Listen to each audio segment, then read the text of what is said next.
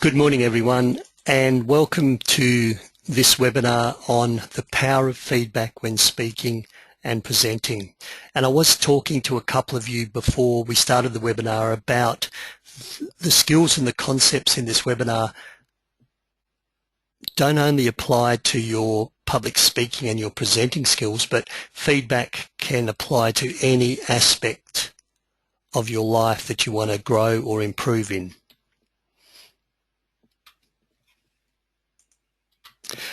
So Peter Dew's my name. I'm a public speaking trainer and coach, and my passion is just unlocking people's potential through the spoken word so that you can share your message, you can share your enthusiasm, you can educate, persuade, advocate, you can stand up and speak and say what's right and what's not right with courage and with effectiveness. So that's my passion, and today is helping you grow and be more effective through the power of feedback. Most of you have attended webinars before, but just in case, ask questions as we go. Two ways you can ask questions. Put your hand up and I will open up your microphone and you can ask the question direct. The other way is to type into the question dialog box. There's that little red arrow. If your toolbar closes, just hit the red arrow and it'll open up again on your screen. And you can just type in the question. Type in the questions anytime.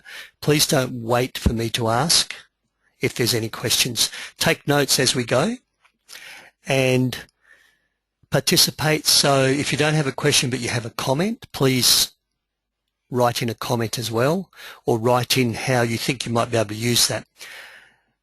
I think one of the most important things with webinars is the application, the thinking of how can I use this, or how could have I used that? And one of the best ways to do this is to think of a past presentation, a past workshop that you've presented at, that you've facilitated, or one you've got coming up. How could you use some of this information in that workshop that's gone, or that presentation that's coming up next week or next month? So it's about applying the knowledge. In Australia, we're often overtrained and we under-implement. So this is a short training webinar, but it's the implementation, it's the application that's going to make the difference. So that's how to participate in the webinars. So feedback. Ken Blanchard, author of The 1 Minute Manager, said feedback is the food of champions. And people also say champions eat feedback for breakfast. So I want to talk about why feedback. Why is it so valuable? And I'm going to share with you this tool called the Thehari Window. Some of you may have heard of this, but basically if you look at what people know about you and what you know about yourself, there's four quadrants. You know this about yourself, and others know this about you. This is your open space. In fact, I'll just move forward to the next slide. This is called the Thehari Window. It comes from John and Harry, two clinical psychologists. So this is your open public self. You know it, and other people know it. For me, I'm 6 foot tall, I'm bald, I'm a person who stutters. I'm aware of that, you're aware of that. This is my open self. Now, this quadrant here is my hidden self. I know it, these are my secrets, these are my pasts that I don't want to share with other people. So this is my hidden self. This is what you know about me, and this is my blind spots. I don't know this about myself. So sometimes people have told me that I speak too fast.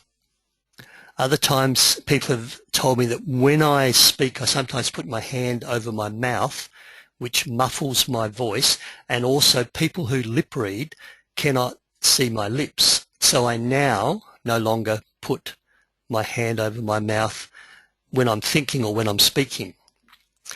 I didn't know this until someone told me about it. This is what's blind to me and blind to you. This is my unknown self. And you can also flip this around and it's your untapped potential. So it's a trait that you've got, it's a characteristic, it's a skill you have, you don't know about it and no one else knows about it as yet. So how do you use this information to gain feedback and to grow and be more effective as a public speaker? Well, quite simply, what you do is you ask for feedback. So after all of my presentations, I ask people to give me feedback, and they disclose something about myself that I often don't know, not always.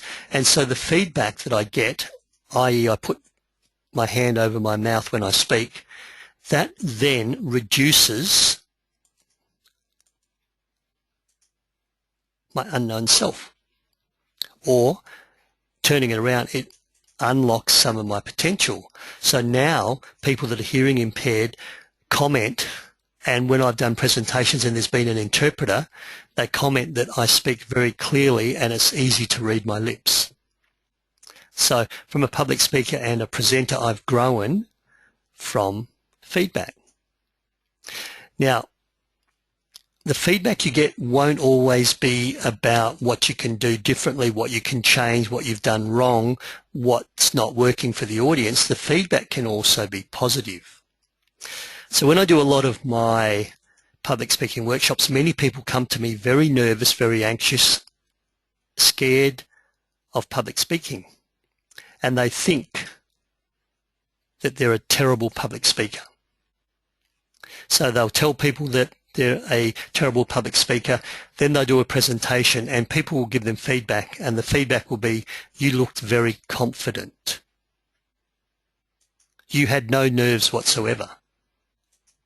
Now, you know your heart was pounding, you know your palm was sweaty, and you know you had a quiver in your voice, but you didn't know that the audience did not see that or did not detect it, and the audience saw you as really confident and effective. So the feedback's not always negative. The feedback can be you're doing better than you think you are. And that should allow you to let some of that nervous energy go. Okay, I'm nervous, but people are not seeing it. So this is the value of asking feedback. When you get feedback, you learn more about yourself and you unlock some of that hidden potential in public speaking, but in other areas. You can also ask feedback on specific areas, such as ums and ahs. Maybe you say too many filler words, and some of our politicians drive me crazy. Or maybe you have a distracting gesture. Maybe your hands bounce up and down in rhythm as you speak, almost like you're conducting an orchestra. This will drive some of the audience crazy. You may not be aware that you're doing it. It may be a natural gesture for you. Feedback is how you learn about that. And you can then eliminate that distracting gesture. So that's why feedback is so powerful.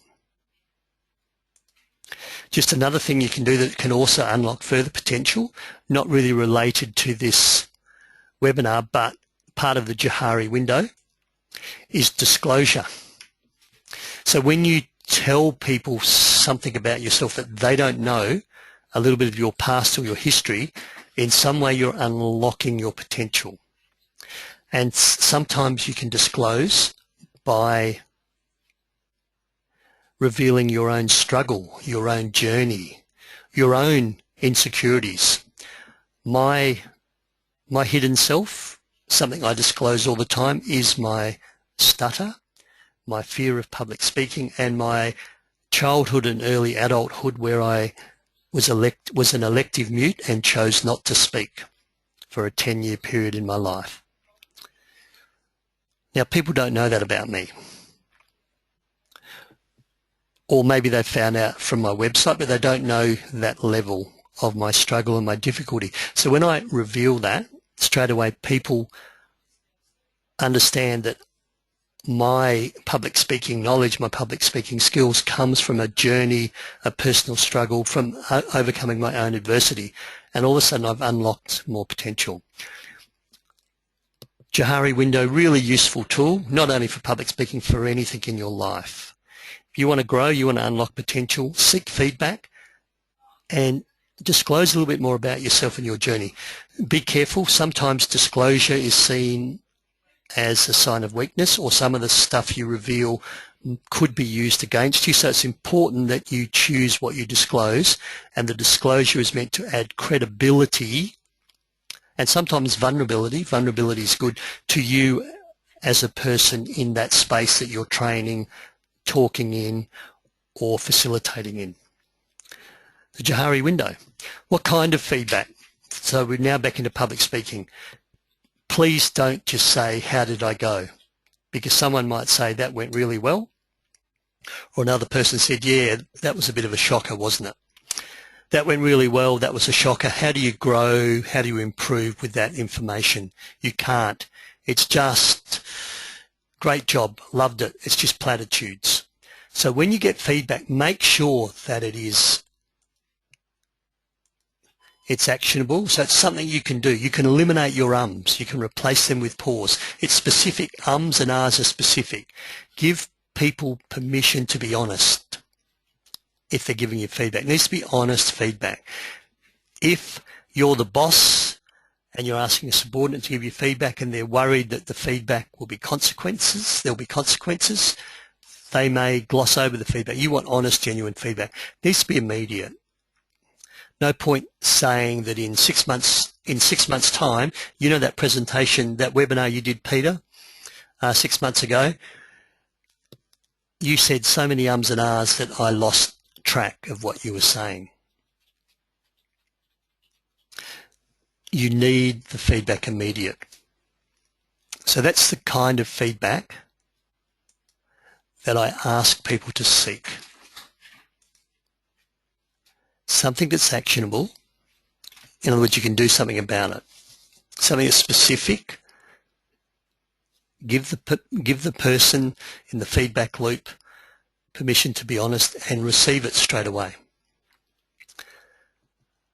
So that's the kind of feedback you should seek. Be wary of unsolicited feedback. Someone who comes up to you and just says out of the blue, look, you didn't do really well then, that was not very engaging and you lost me after the first sentence. That's unsolicited feedback. I would treat that carefully. You haven't given them permission to give you feedback. So feedback. When you're presenting, when you're facilitating, when you're training, you can have a trusted colleague or friend in the audience give you feedback, someone you know. It could be a complete stranger, but someone you've connected with, someone you've met, someone you feel comfortable in asking them to give feedback. Those of you who've been to my workshops, you know that I arrive early. I have to set up. I'm there between an hour and a half before every workshop, every presentation.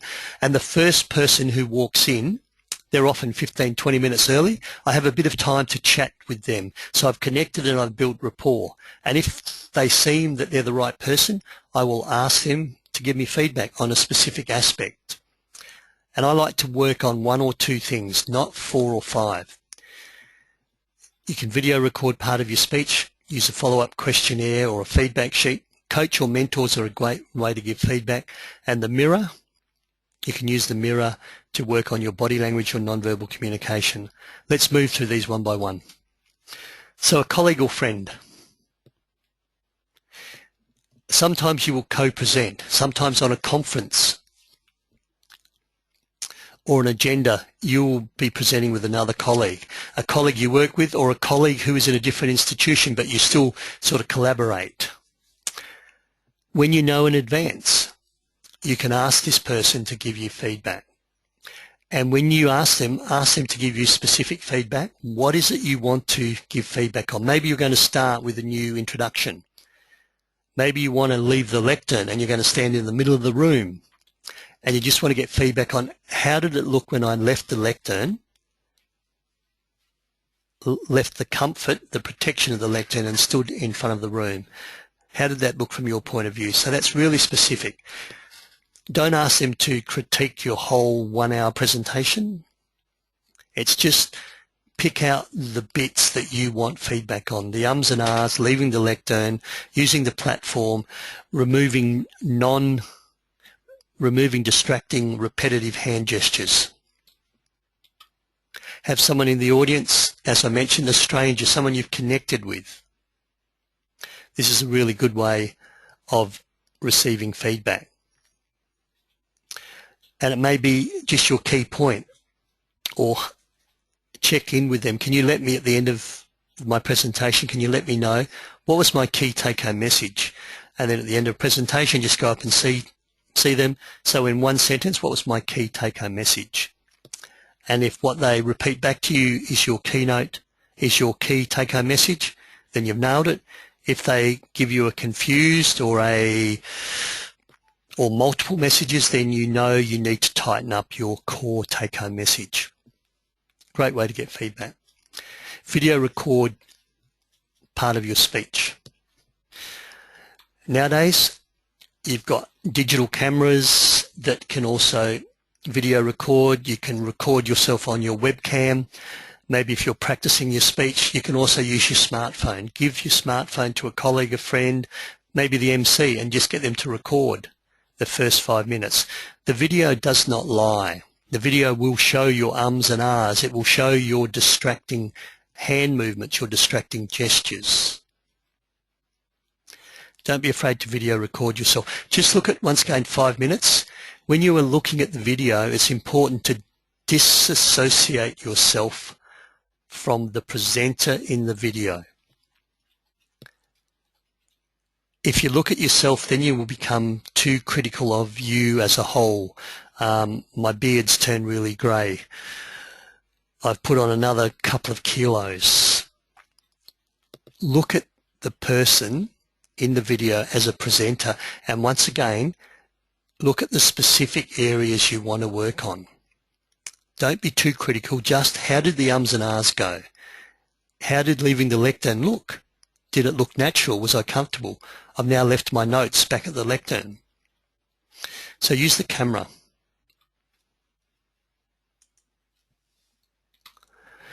I'm going to pause just for a moment. Any questions, any comments on those first 3 ways of receiving feedback? A trusted colleague and friend, a complete stranger who's in your seminar or your workshop, then video recording yourself. Any comments? And yes, someone's commented that it is good to, if you have a professional conference and a professional videographer there, it is really good to get a full presentation recorded, and then you can use that as a promo video. You can put sections on your website, but in terms of trying to improve and feedback, just pick 5-minute sections and just look at that speaker. Yes, Tara, I've got your hand up, so I'm just going to open up your microphone. Fire away, Tara. Yes, hello, Peter.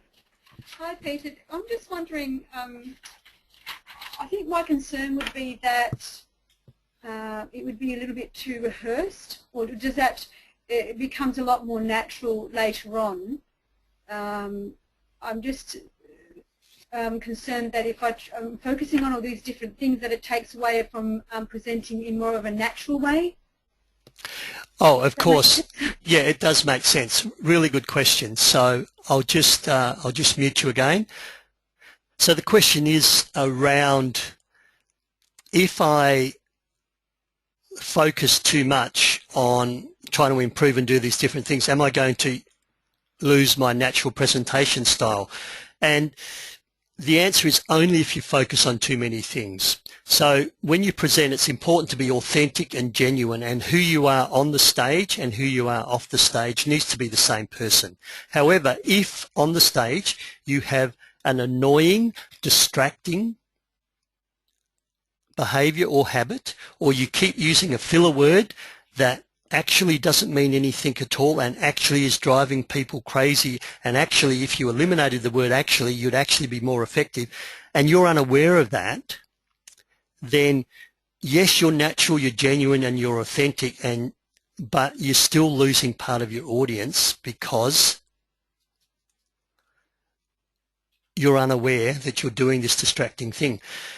There's a few things that Tony Abbott could do that would improve his communication style, just the way he speaks.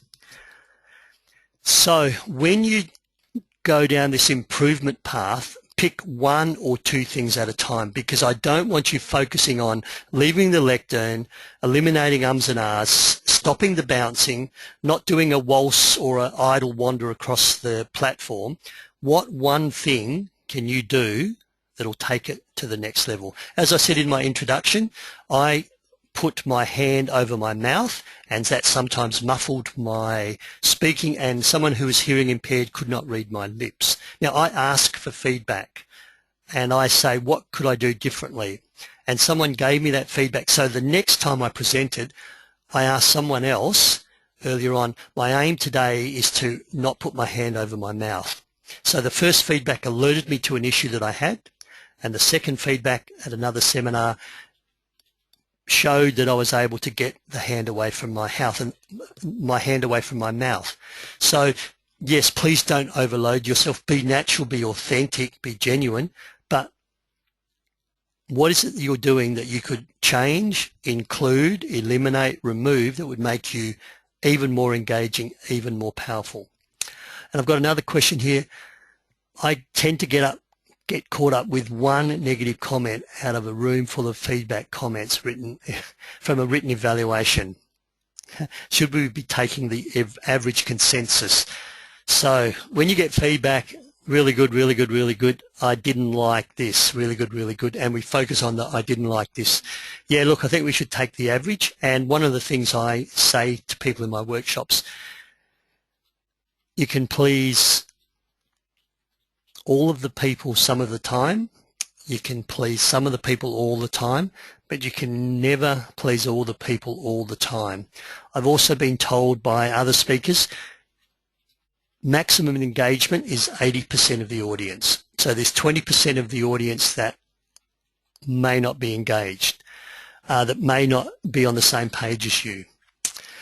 Some of the workshops I go to, people self-nominate. They want to improve their public speaking. And sometimes people are sent along by their boss. So their level of engagement can vary as well. So yeah, take the consensus. And if the majority is that you did a really good job, but if the majority is it didn't meet their needs, then that's really good feedback, because you can then work out what was it in your message or what you did that didn't meet the majority of the crowd. So good questions. Moving on, use a follow-up questionnaire or feedback sheet. I like to use open questions as opposed to forced choice. So SurveyMonkey is one way of getting questions. A questionnaire. Mine's an open questionnaire. What did you like about my presentation? Because I want to know what I did well. What worked for you? And one of the things that comes back with me all the time is my story as a person who stutters. Straight away I felt at ease, I was relaxed, and I knew, even though I had my own fears around public speaking, I was in a workshop with someone else that understood. What could I change? What could I do differently to make this a better workshop? So apparently my sound keeps disappearing, and it could be, can anyone hear me? I was thinking about the bandwidth of my internet connection. Can everyone hear me now? Am I still there? Okay, good. So Peter can hear me. Shamara? Okay, so I'm not sure what that was. So my question is, I love the open questionnaires. SurveyMonkey is good. Forced choice rating, I always go 3. I don't like a feedback questionnaire. I don't like the forced choice rating. And there's that error of central tendency. And then someone might do 2 or 4. So open questions is, what did you like? What could you do differently? I have a... Okay, everyone can hear me, so thank you for that also.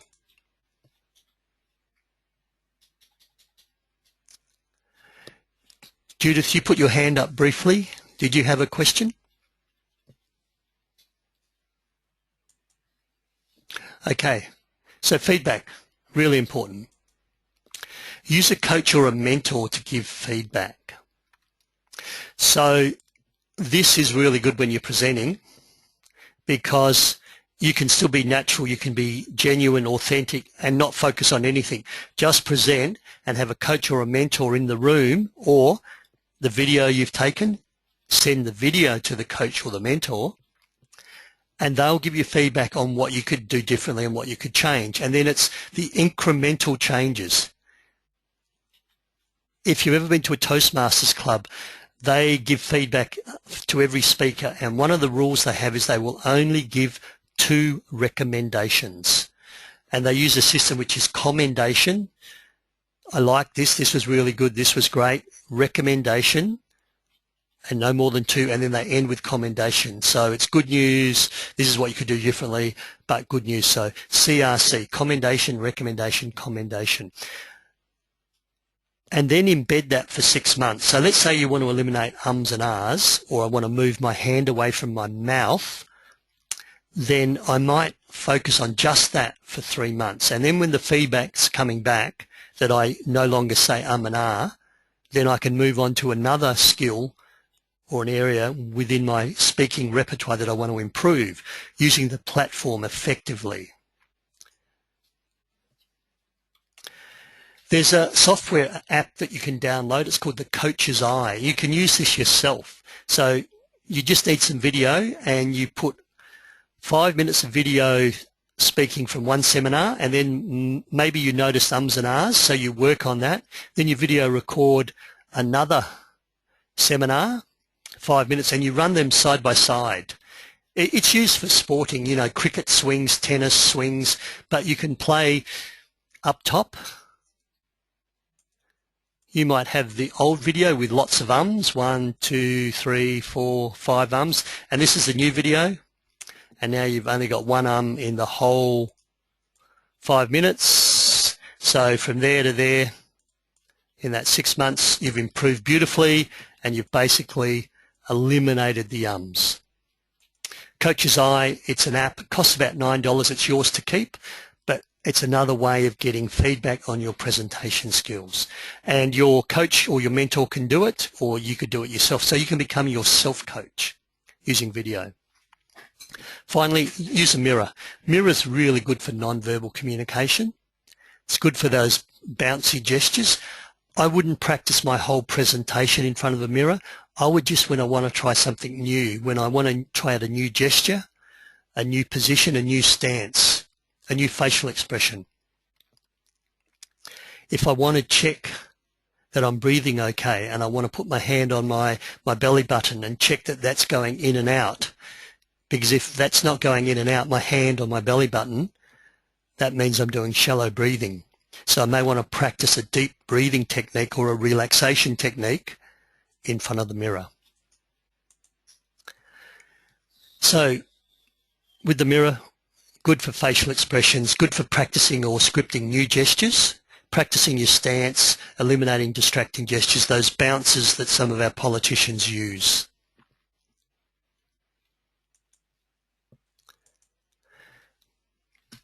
So there's ways to get feedback. Have a colleague or friend, have a complete stranger who you've connected with, video record part of your speech, use a follow-up questionnaire or feedback sheet, and as we spoke about, use the consensus opinion. I prefer open questions as opposed to forced choice questionnaires. Use your coach or mentor.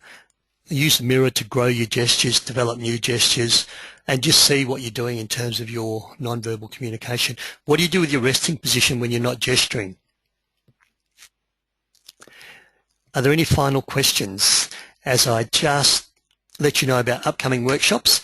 So I've got someone in Karratha. We're up there in February, and I'm looking for Karratha. 23rd of Feb, 24th of Feb. Assertive communication skills, winning presentation skills. So a whole range of workshops. Bunbury, also in Melbourne, and we don't have them here, but in Bendigo in March, we've got 2 or 3 workshops in March, also in Mildura in March and Echuca in April. So If anyone wants to know about workshops or an in-house workshop would be valuable, we're able to do that. Next webinars next week, how to do more public speaking. So how do you get on your feet more often? Where do you start? How do you speak for free? The concept of virtual speaking. How can you immerse yourself in public speaking so you can develop some of these skills and also get feedback? And then the week after, I spoke about this in my introduction, how to build rapport and how to connect with your audience. So there's just a couple of webinars that are coming up in the next 2 weeks. I'll schedule February workshops in the next few weeks and let you know, probably with February's newsletter or a broadcast that I'll send out at the end of January. Any final questions on feedback? A range of ways you can give feedback. Beware the unsolicited feedback, you know, the feedback that you haven't asked for. Target your feedback. Just do 1 or 2 little things. Do not overload yourself with 4 or 5 different things you're trying to change, because as was mentioned during the webinar, it's important that you remain genuine, you remain authentic, you remain natural, you remain conversational. No further questions? Then thank you for your participation.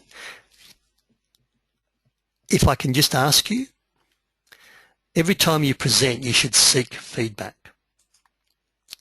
Every time you present, you should seek feedback. How are you going to get feedback the next time you present, and how are you going to incorporate that feedback? Are you going to ignore the feedback? Sometimes it's not valid, but every now and then you'll find a gem that's going to help you grow and unlock your potential to becoming a more engaging and a more effective speaker. Send me an email if you've got any further questions. If you have any other comments, I would value your feedback, and I look forward to speaking to you sometime next week on another webinar or sometime in the future. Bye for now.